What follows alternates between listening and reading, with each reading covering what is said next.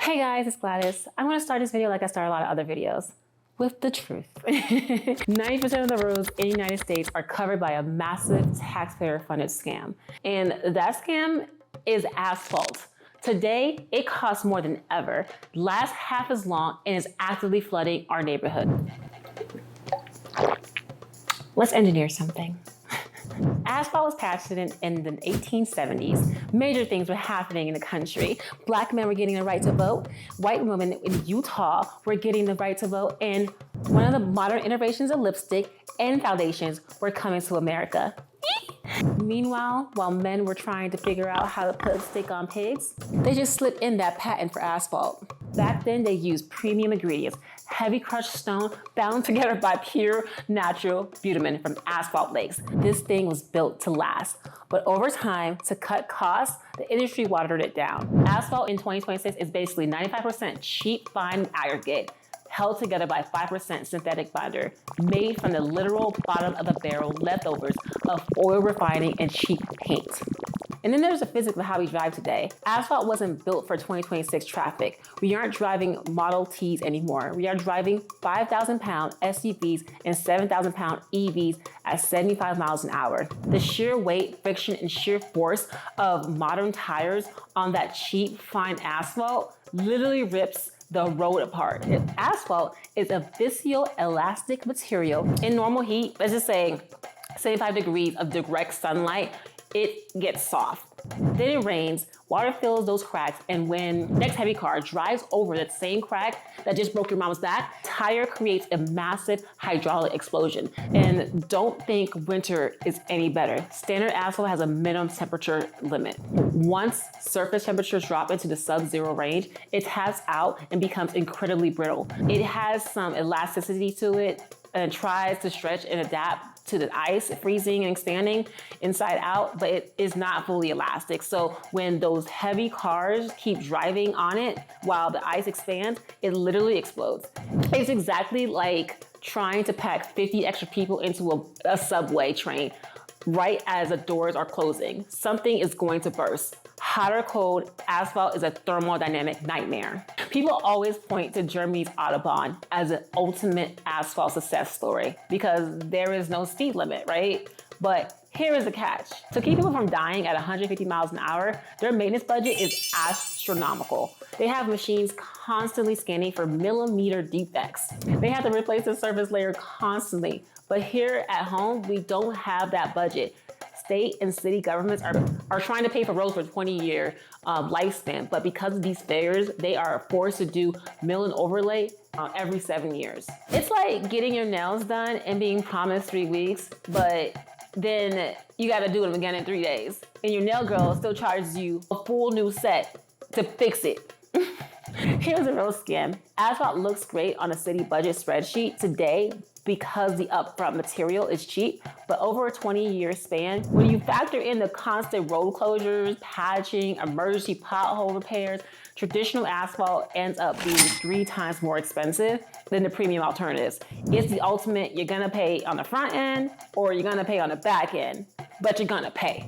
We have to talk about asphalt's impact on stormwater management because we can't forget the environment. This thing worked in the 1870s when the majority of the United States was dirt. Today, for some of our urban cities being over 60% paved, asphalt acts like a giant waterproof blanket. Not even the tree roots can penetrate it, and trees can penetrate houses. And let's be clear, a small flood in a neighborhood is annoying, but a small flood on a 75-mile-an-hour interstate that causes catastrophic hydroplaning shuts down supply chains and wrecks the economy.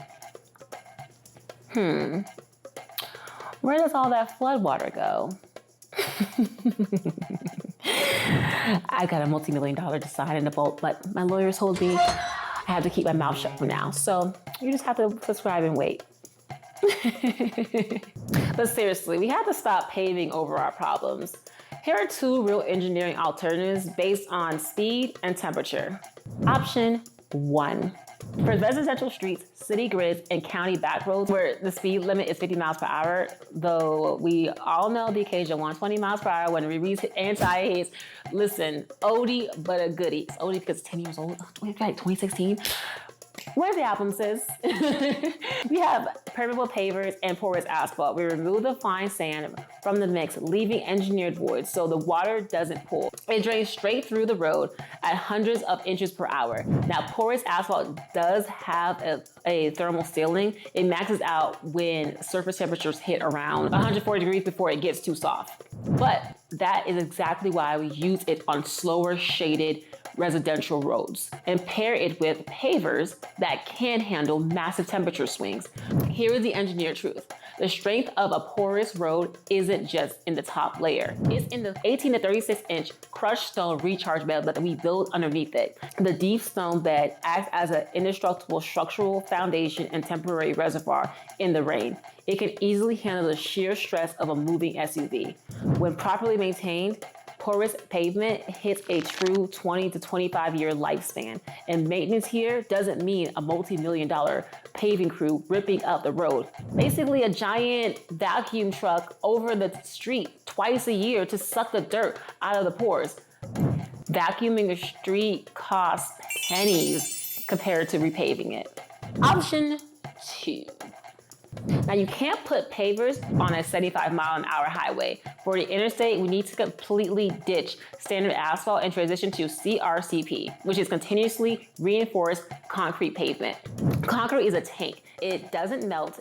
It can easily withstand surface temperatures well over 150 degrees without softening or rutting. I know. I know the creators are thinking, Gladys, driving on bare concrete at a high speed is incredibly loud. And you're right, standard concrete creates massive tire line.